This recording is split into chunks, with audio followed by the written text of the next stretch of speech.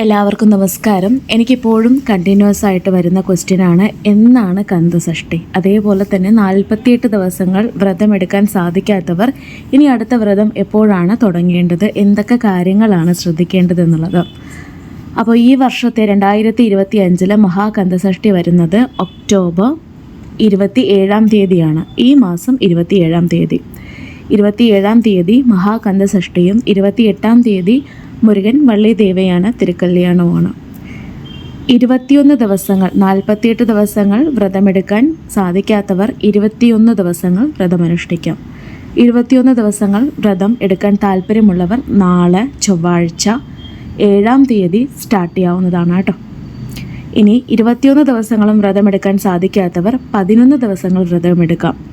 അത് ഈ മാസം ഒക്ടോബർ 17 തീയതി വെള്ളിയാഴ്ച സ്റ്റാർട്ട് ചെയ്യണം. ഇനി 6 ദിവസങ്ങൾ വ്രതമെടുക്കാൻ താല്പര്യമുള്ളവർ ഈ മാസം, അതായത് ഒക്ടോബർ 22 തീയതി സ്റ്റാർട്ട് ചെയ്യാം.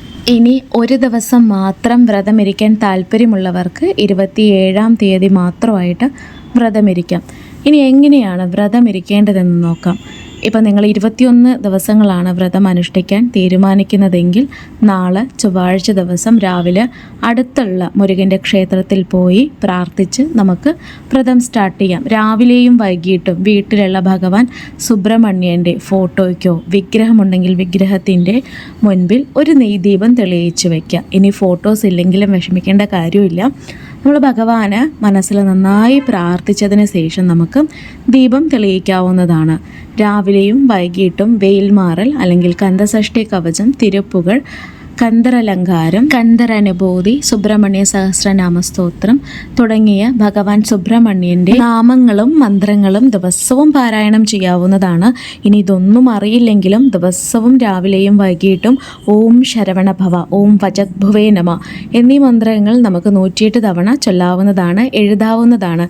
ഇനി ഭക്ഷണ കാര്യത്തിൽ എങ്ങനെയാണ് ശ്രദ്ധിക്കേണ്ടത്? പട്ടിണി കിടക്കാൻ ഒരിക്കലും പറയില്ല കേട്ടോ. അപ്പോൾ 21 ദിവസങ്ങൾ പട്ടിണി കിടക്കുക എന്ന് പറയുന്നത് അത് അസാധ്യമായിട്ടുള്ള കാര്യമാണ്. ശാരീരികമായിട്ടുള്ള പല ബുദ്ധിമുട്ടുകളും കൊണ്ടുവരും. ഏതൊരു വ്രതം നിങ്ങൾ അനുഷ്ഠിക്കുമ്പോഴും നിങ്ങളുടെ ശരീരത്തിന് എന്താണോ സാധ്യമാകുന്നത് ആ തരത്തിലുള്ള വ്രതം നിങ്ങൾ എടുത്താൽ മതി. ഒരു നേരം മാത്രം അരിയാഹാരം കഴിച്ച് രാവിലെയും വൈകിട്ടും ലഘുവായിട്ടുള്ള പഴങ്ങൾ പോലുള്ള ഭക്ഷണങ്ങൾ എടുക്കുന്നത് വളരെ ഉചിതം. ഇനി സന്താന സൗഭാഗ്യത്തിന് വേണ്ടിയിട്ടാണ് നിങ്ങൾ വ്രതം അനുഷ്ഠിക്കുന്നതെങ്കിൽ ഭാര്യയും ഭർത്താവും രണ്ടുപേരും ചേർന്ന് വേണം വ്രതം അനുഷ്ഠിക്കാനായിട്ട്. ഒരു വർഷത്തിലെ ഒരു മാസം ഭഗവാൻ സുബ്രഹ്മണ്യന് വേണ്ടി മാറ്റിവെച്ച് കഴിഞ്ഞാൽ ബാക്കിയുള്ള 11 മാസങ്ങളും നമുക്ക് വേണ്ടുന്ന എല്ലാ സകല സൗഭാഗ്യങ്ങളും തന്ന് ഭഗവാൻ നമ്മളെ അനുഗ്രഹിക്കുന്നതാണ്.